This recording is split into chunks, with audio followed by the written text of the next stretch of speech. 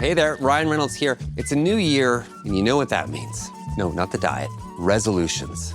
A way for us all to try and do a little bit better than we did last year. And my resolution, unlike big wireless, is to not be a raging and raise the price of wireless on you every chance I get. Give it a try at mintmobile.com/switch.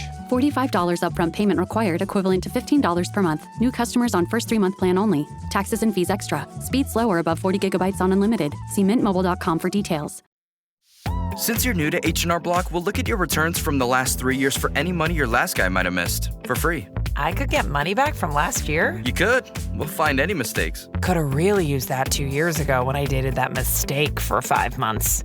Don't leave money on the table. Switch to H&R Block and get a free second look review. Second look is included at no additional cost with the purchase of tax preparation. Results vary. All tax situations are different. Fees apply if you have us file an amended return.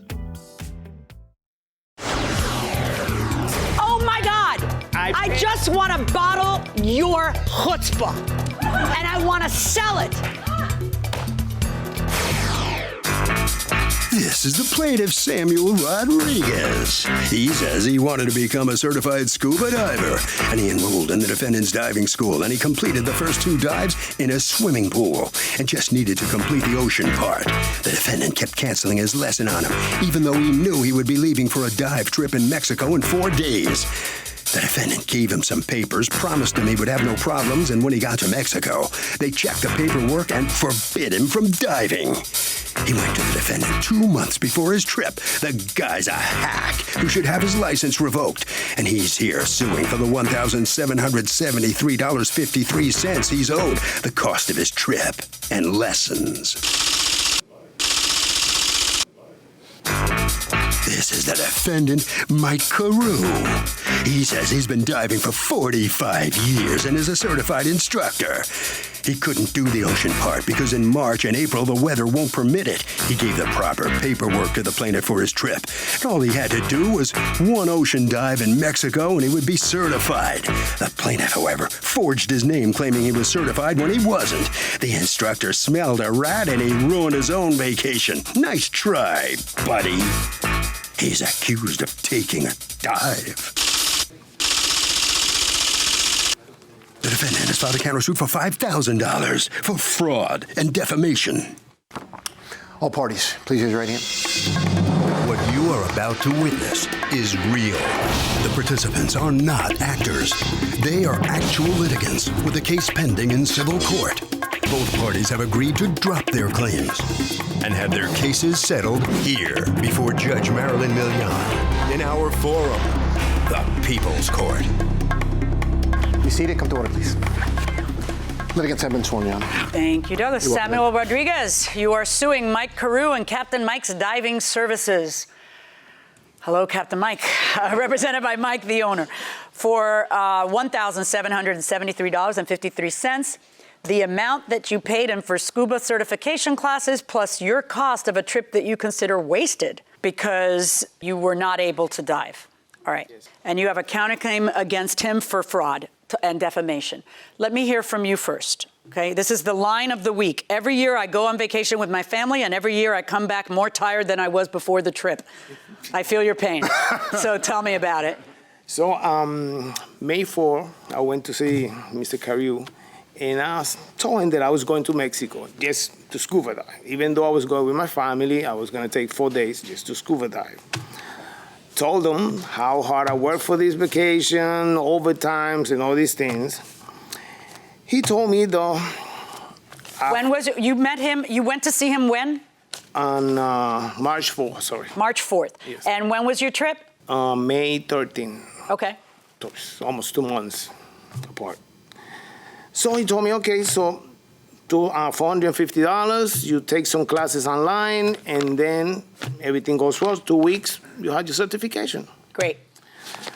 So I got my online classes. So the part that he does, are the online classes free? No. No, it's part of the $450. How's the online part work? I purchased them from PADI, which is Professional Association of Diving Instructors. That's the organization we teach for. I send a link to him Okay, so you send the link. That's the only way he can do it. Right. Right. And that's part of the 450. And then what do you actually do? You have to take him on 2 dives in a pool. We take them in a pool. Usually it's 2-hour sessions. And there'll be a number of skills that they have to perform before we can take them out in the open water. And then they you have take, to so pass it's that. 2 times in a pool and 1 time in the open water. There's 4 dives they will do in the open water. And they'll do the same skills in the open water as they did in the pool. Okay. So what went wrong in this case? You didn't get to the dives. No, I got my 2 pool sections. Good, I was very happy. And the last one, I asked him what's next. He said, okay, the open water. I asked him when. He said, I'll give you a call. Okay, after a few calls, we make an appointment for April 28th. That's cutting it close. When was your trip? May 13th. Right. I go to Okay. I take my day off, went to the store. Mike wasn't there. Well, next weekend. Wait. You go into the store, Mike's not there. Do you tell him, get Mike on the phone? I'm supposed to go on a dive. I'll call him in the week, and we make another appointment for the 3rd, next Saturday. Wow. You're very relaxed. Go on. I trust him. What's to trust him about? You're cutting it too close. You're skipping too much. When did you call him? And when you got him, what did he say about not showing up? He said something about hitting his head, I don't know. Hitting his head? Yes. What happened?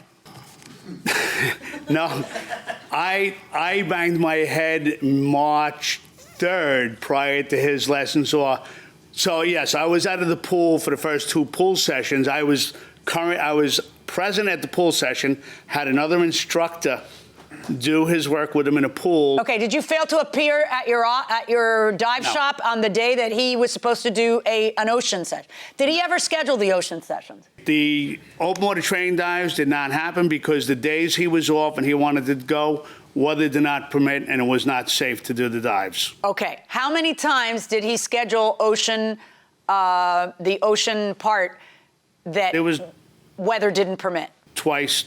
Okay, so the last time, and both times were you present? Yes. And you said we can't go out in this weather? Correct. Okay, and was he disappointed? Yes. Okay, and what were the days that we're talking about? Do you know the days? Does anybody write anything down? The 28th, then the 3rd. Okay. Went back to the store. Mike wasn't there. They told me his wife was sick.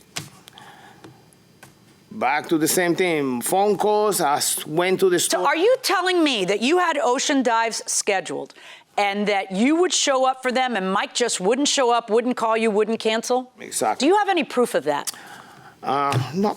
Okay, because he runs a dive shop, and I assume you are not the only diver there. Correct. Are there any ocean dives that you just didn't show up for? No. Now, it becomes obvious that before his trip, when was the last ocean dive appointment? The 3rd. What did you do between the 3rd and you went to Mexico when? The 13th of May. Okay, that's 10 more days you can do an ocean dive. Why didn't you schedule it? Well, when I went back to the store the 10th, I told him, Mike, I'm leaving the 13th. Whatever got to happen from today to Saturday. And today is what? What day do you call? Thursday.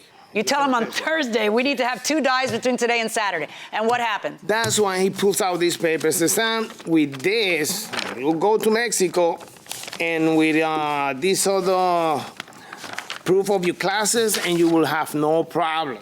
How would you have no problem? You're not certified. You didn't do the ocean dives. Again, I went, Mike, I work too much for this, so I'm very important. He said, no problem. You call me if you have any problem. If you were be able to go to Mexico and dive with only 2 pool dives without a certification, why would you pay him $450? You need the certification. You either do it in America and then it's like 4 or 5 times, or you do it in the Caribbean and then it's 20 seconds and a wink, right? Right. And it's still PADI. Right. Right. How is it that it's 20 seconds and a wink down there? Because I've done it. I am certified. Way long ago, in the dinosaur age, before I had children and a husband and everything else. But I remember before I was certified, going down to the Bahamas and having them say, oh yeah, 20 minutes in the pool and then we'll take you out. Why is it like that? Why is it different there if it's still PADI? Well, that's what they call a resort course. And what they do is they give you just enough information not to kill yourself. All right. Barely, yes.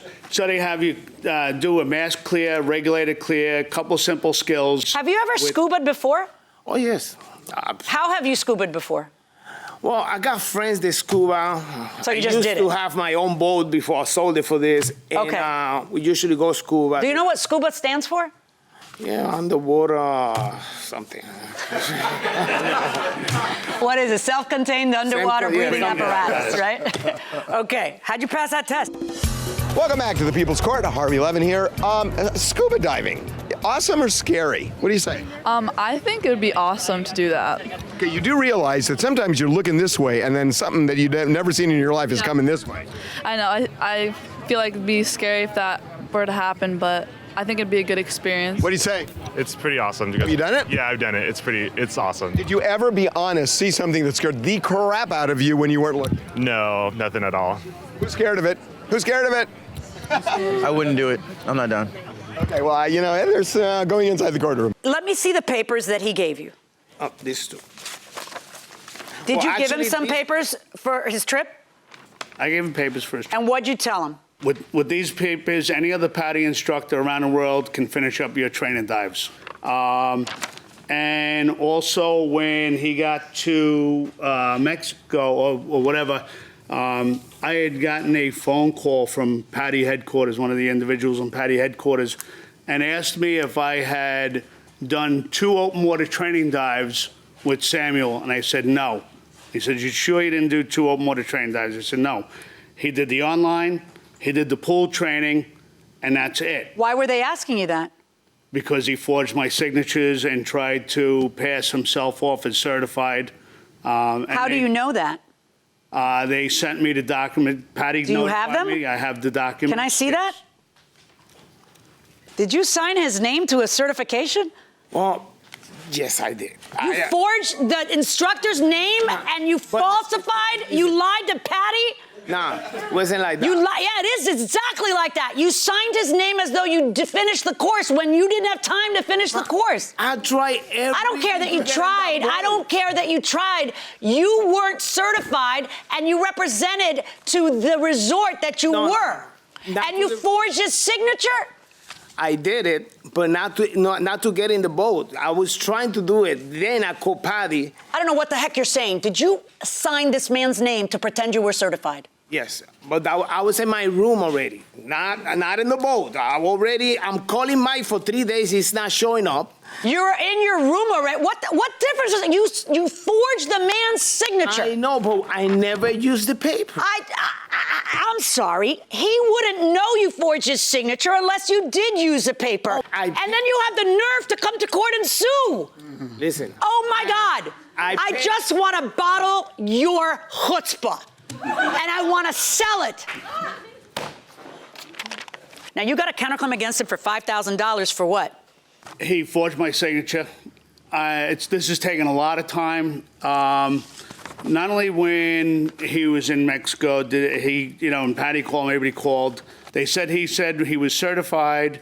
And did you well, we know that because he says he did. But this is what he's saying. All right. So now, how are you defamed by that? Because he's defamed by that, not you. How are you defamed? How did you lose business? How did it cost you? What are your damages as a result of what he did? A lot of times following up documents. How? What? I mean, other than the phone call. Come on. The phone call and you had to come here today, right? What else? You're from the Bronx. What else?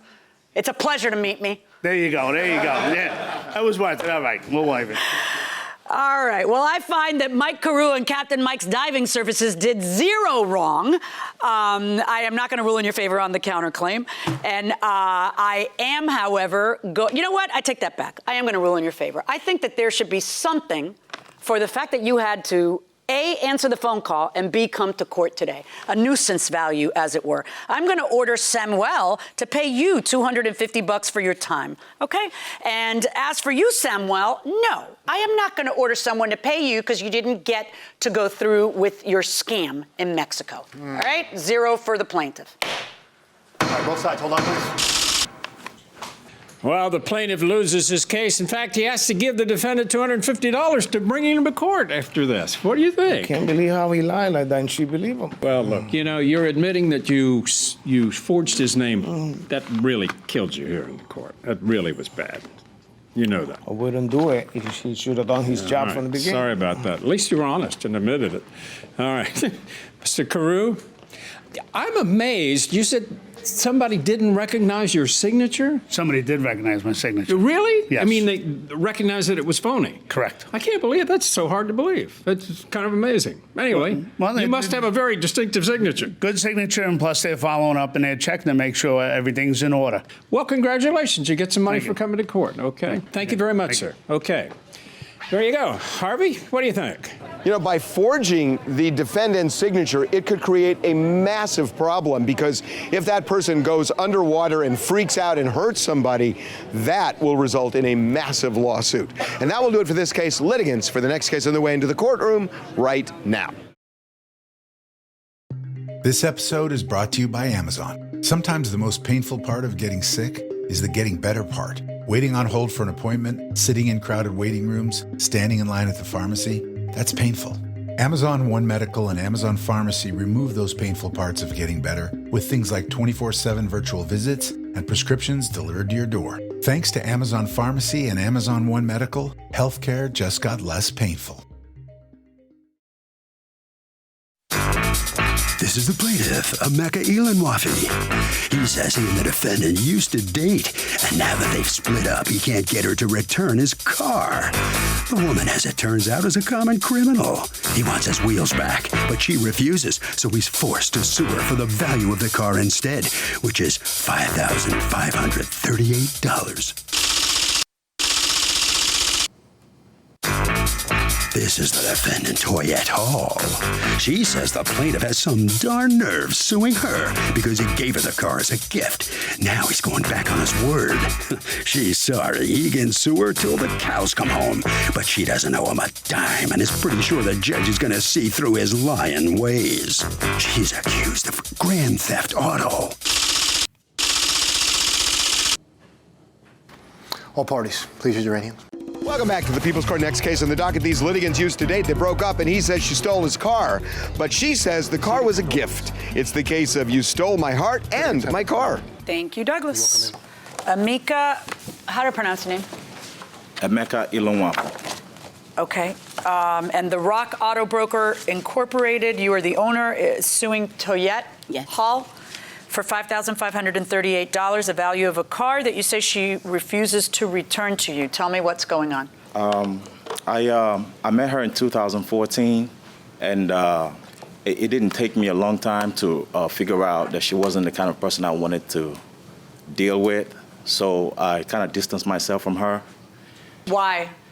I just realized that she wasn't she was. Were you dating? No, we weren't dating. She just. I don't understand what you're saying. Was she a friend and you didn't want to deal with her as a friend, or it started romantic and you didn't want to deal with her romantically? You're not saying anything. I don't know. It was just that she's the kind of person, as a friend, you try to reach somebody. As a friend, you interact with somebody. She's not forthcoming. Okay, and therefore. But when you met in 2014, were you dating or were you romantic or nothing? I distanced myself from her, and she would occasionally come to me looking for help. And I tried to help her as much as I could. But down the line, she called me.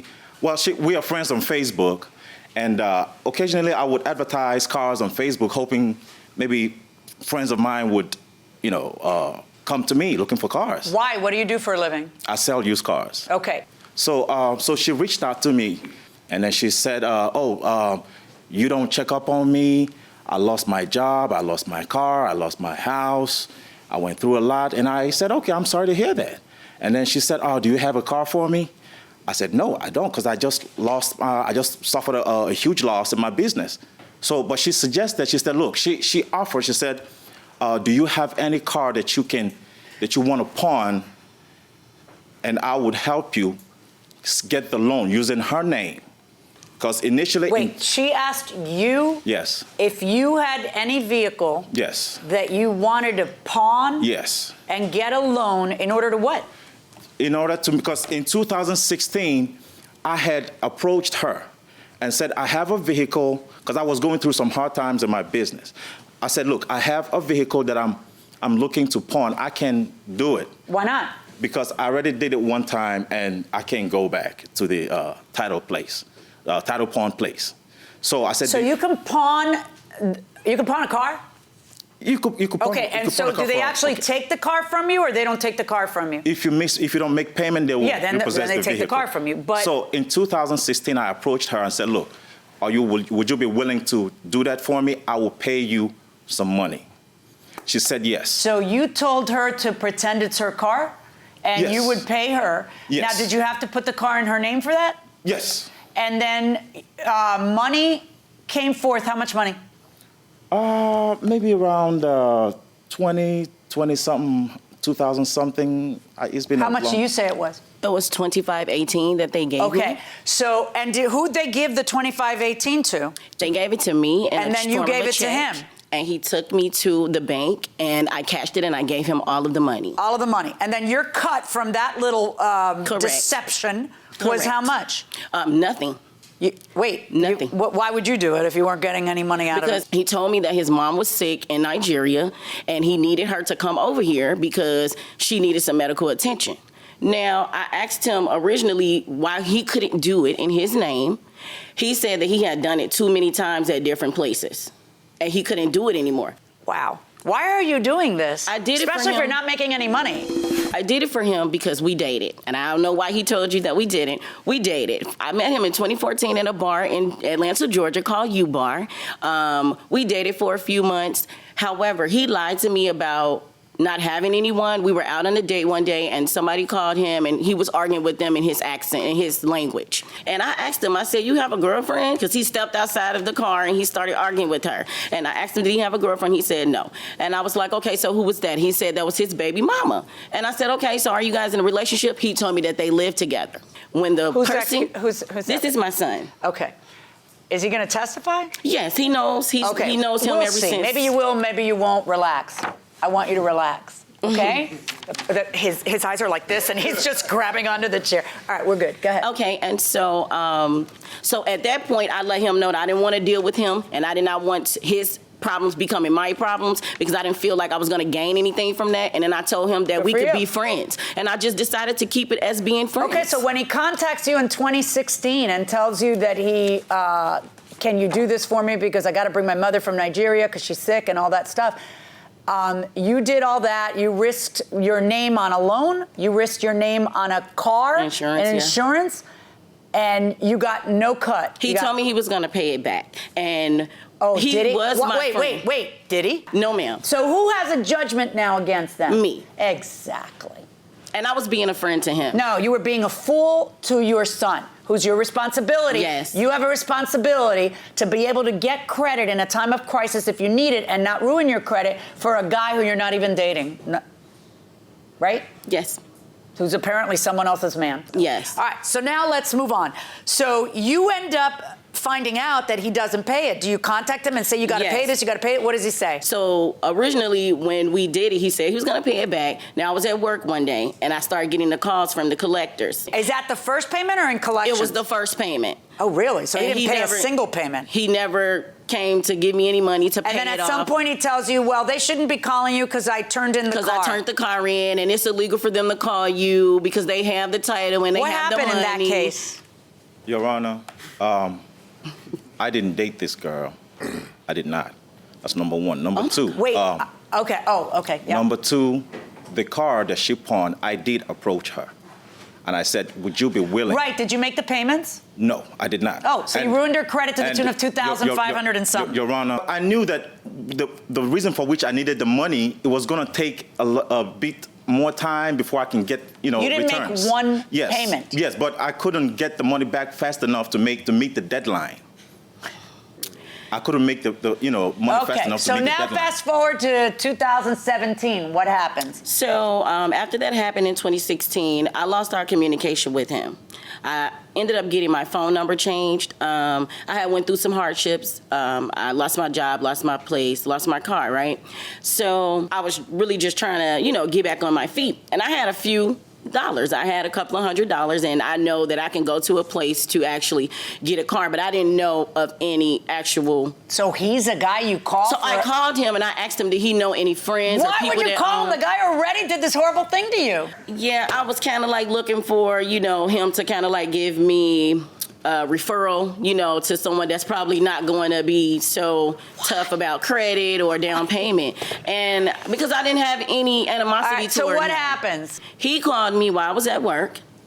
And he said, did you get your car yet? And I said, no, I didn't get it because I have to go and bring him like $400. He was like, well, that's good you didn't get it because I have something for you. I said, okay, what is it? He said, I have a car that I can't sell and something is wrong with the motor. If you can pay for it to get fixed, you can have the car.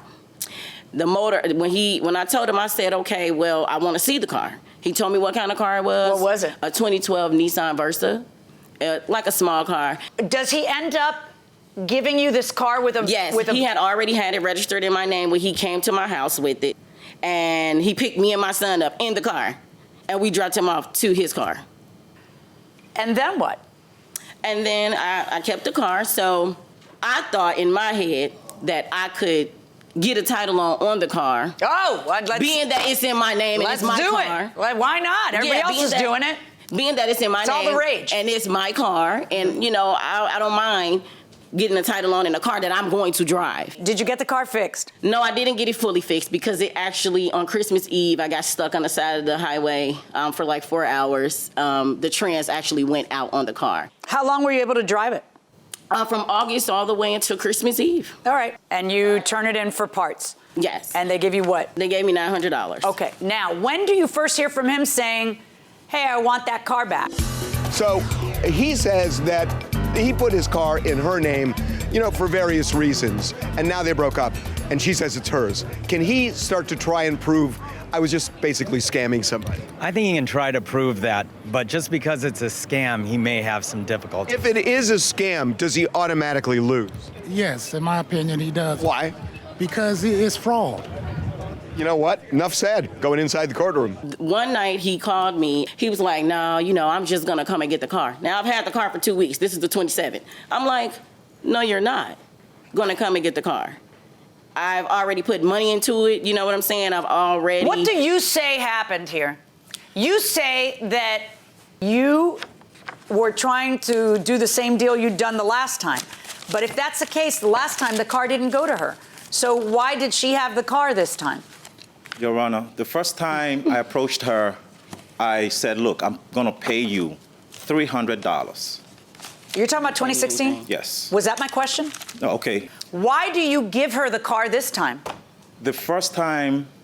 Just answer why you gave her. What was different this time? The second time, because she asked me if there was something she could do to get money from me, I said no. And then she offered and said, look, do you have another car? Because I paid her the first time. Can you answer one thing? Yeah. Why did you give her the car? No, because you're not making sense either.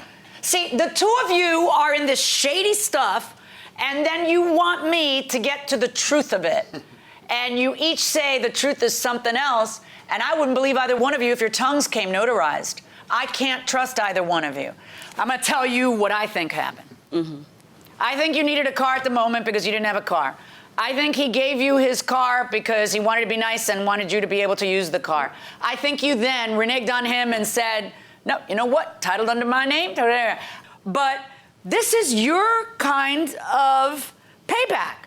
Your payback is you don't really worry much about your credit until you have to. And now you have to because now you needed a car. And now you needed to put down a lot more. And now he's willing to help you. And you say to yourself, you know what, this is the guy who got me in this mess to begin with. So I think I'm going to keep the car. That's what happened. Don't even. Oh, okay. Don't even. But it's in its own way. It's poetic. Unnecessary, because legally speaking, you could look me right in the eye and say, Judge, it's a set-off against that money that he didn't pay because now I'm obligated to pay that money. But you don't know that. It's just a thing of beauty. And I'm pretty sure you're married. Yes. Are you married?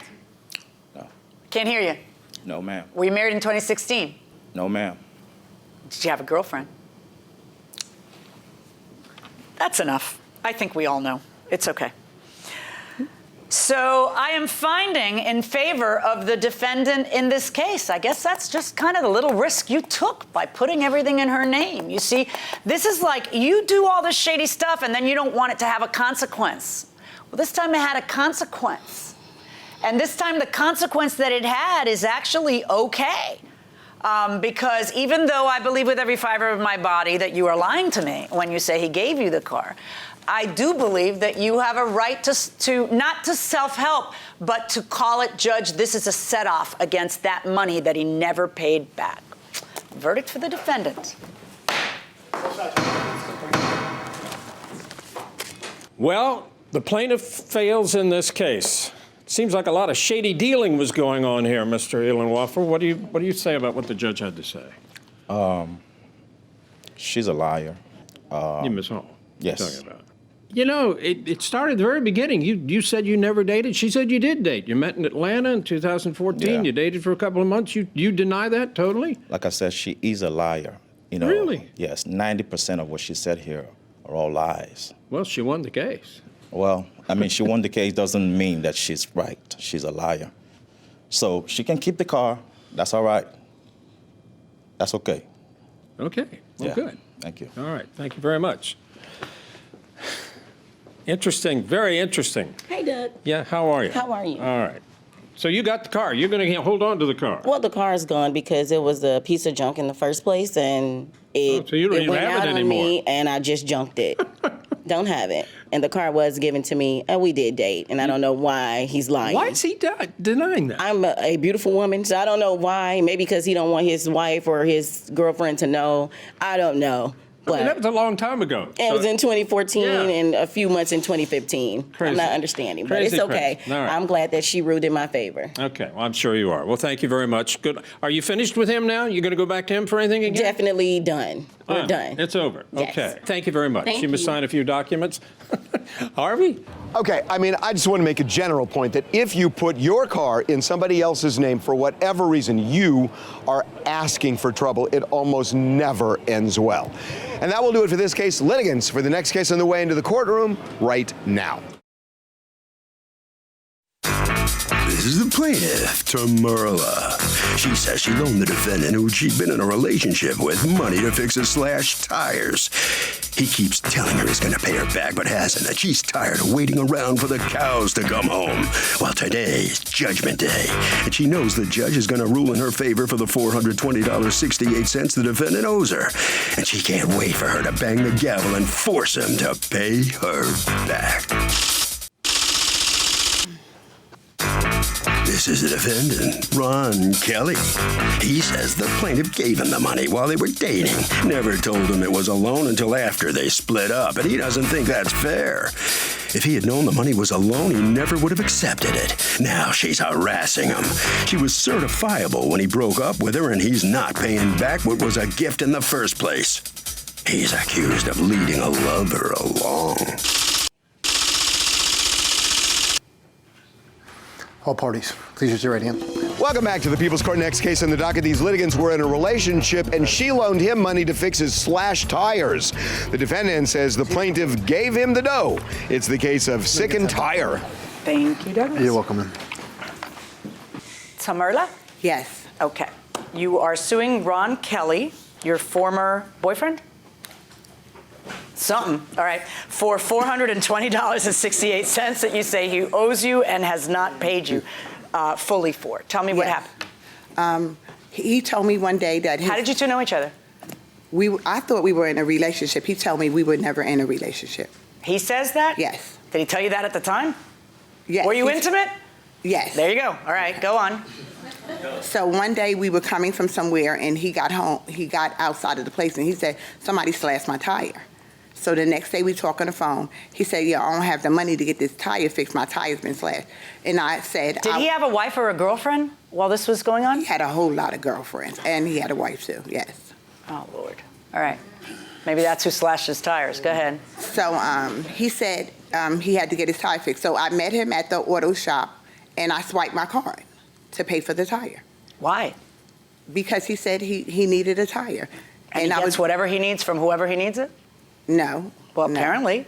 If you knew that he had girlfriends and a wife and you're, that's kind of interesting. All right, so you go ahead and you pay for the tire, and does he ever pay you anything? At the place when By the way, what day was this? I have the receipt. Yeah, go ahead, you can look at it. And who's the person with you? This is my girlfriend, Abigail. Who's here as moral support? Yes, as moral support. This was done 10/26/2014. What's going on here? How is this happening? Is this like a reflection of what's happening in the politics? Okay. He's owed you this for 4 years? Yes. And how come you've waited this long to file the lawsuit? Because he kept saying he was going to pay me back, and I just waited. And plus, we were sleeping together. Okay, be honest. Would you ever date a married man or anybody? No, never. Somebody super hot? No. Okay. Would you ever date, who haven't I talked to? Married man ever? I would not date a married man. Okay. Who's going to budge here? Ma'am. No. Well, that wasn't convincing. Going inside the courtroom. Okay. When was the last time he paid you anything? According to you, he paid you $50, right? Yes. When was that paid? May 18th. Of what year? This year. Okay. What's going on? Well, Your Honor, first of all, I've been divorced. I didn't have a wife at the time that I was dealing with. Did you have a girlfriend that you were stepping out on with her? No. See, here's the situation, Judge. We have been going back and forth. And she did give me the money for the tie, but I never said I was going to pay her back. But what happened was we've been going back and forth in and out of, like you said, whatever. And it seemed, so when we broke up, she would ask me for the money. And when we got back together, she wouldn't ask me for the money. So it was kind of like, as long as we were together, I didn't have to worry about the money. Yeah, that could be true, but you could also still have owed her the money. That could have been still your understanding. I mean, why should she pay for your tire? Well, what happened? $420? That was for one. I needed two, actually. Yes, I know. So it's a lot of money for a tire for her to all of a sudden go pay for you. Why didn't you pay it yourself? Well, because I didn't ask for the money, and I've never gotten a dime back from any lady I've ever dealt with in a relationship and given her money. I've never gotten a penny back from any of them. Have you ever sued for it? No. Oh, you should sue. No, because it's it's kind of, we all kind of know that if we give a woman money you're in a relationship with, you don't expect to get it back. Okay, so if you give a man money in a relationship, you don't expect to get that back. Don't expect to get it back, no. Right, and that is true if the reason that you gave the money was a gift, because you're in a relationship. It is not true if the reason that you give the money is a loan, because you expect to get paid back. So it's your word against hers, except for one thing. You made a $50 payment. Right. Right. Why, if it's a gift? Well, because she was, harassing me, calling me on my cell phone, and then when I blocked her number, she would call me from a different number, so there was no way to get away from it, in my estimation. So what I did, I said, okay, I'll give you some money just to keep her quiet. And then what happened? Well, why didn't you keep paying it off then? Because I didn't feel like I owed her any money. So what did you think was going to happen with a $50 payment? See, a $50 payment kind of seems like at that point you were going to pay it back. Now, do you have any texts or anything from back then? Yes, ma'am. Oh, you do? From back then, not now. Not whiny back and forth now. I mean from back then, any emails, anything about him saying, thank you, I'll pay you back, or anything like that? No, I have the texts from May 18 when he made the payment to my daughter, though. Right, and did he say anything about a schedule at that time? Yes. Did your daughter give you an affidavit for me to consider? Yes. Can I see that? Thank you. You're welcome. He stated he no longer wanted to meet with me, but mailed the remainder of the money due her at her home on a biweekly basis until it's paid off. Did you tell that to the daughter? I don't remember, Your Honor. She says you did. I informed him I'd pass that along. She will not call him again, but wait. My mom said, great, I won't call him again. I'll wait for further payment. And payment came there none. All right. I'm going to, based on what I've heard, I'm going to go ahead and order you to finish what you appear to have meant to do, and the daughter says you said you would do. I don't see why you think she has to pay your bills. I hear what you're saying, that, girlfriends and boyfriends sometimes do something for each other. But I think this was something where you were able to get away without paying it so long as you were seeing her, and then maybe you weren't, as long as you weren't seeing her, and I get that, but I still have to determine whether or not it's a gift or a loan. And I think that this was something that you were supposed to pay back. And I'm going to order you to pay the remaining $420.68. That's my verdict. Good luck, folks. So after 4 long years, the plaintiff is going to get her money back. Mr. Kelly, what did you think when you got sued? I was flabbergasted, actually. I didn't really expect to get sued. I mean, it's been 4 years. I don't even have the car anymore. I traded it in for something else. I'm sure you were surprised. You didn't think she was going to do that, did you? No, I didn't. After 4 years, I thought it would be water under the bridge. I mean, whoever gives money back to a girlfriend or boy, I've never gotten a dime back from any woman I've ever dealt with, so I never expected this to happen. Well, she was sure she was going to win, and she did, so you got to give it back, okay? Yeah. Thank you very much. All right, thank you. Sorry about that. No problem. Tamara, I mean, the judge even asked you, why'd you wait so doggone long? You know, you were positive you were going to win. You came in here today. Yes, I was. You feel better? Yes, I do. Okay. Have you learned anything from all of this? Yes, I have. What? Don't lend anybody any money that you know that you're not going to get back. You have to get a signed agreement. You learned a lesson. Yes, I have. Good for you. Congratulations. Thank you. Thank you very much. Okay. Harvey? So look, even if you're in a relationship, if you loan somebody money, you got to get some proof. Just write an email saying, hey, I was happy to loan you the money, pay me back X, but you got to do that.